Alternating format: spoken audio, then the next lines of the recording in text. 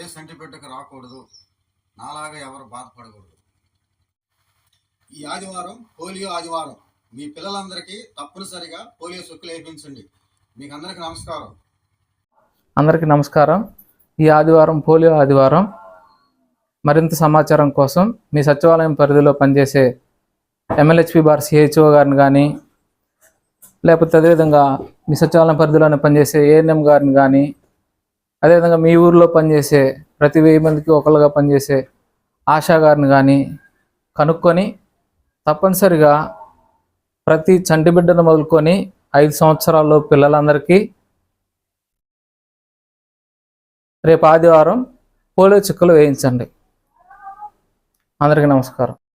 ఈ ఆదివారం పోలియో ఆదివారం. నిండు జీవితానికి 2 చుక్కలు.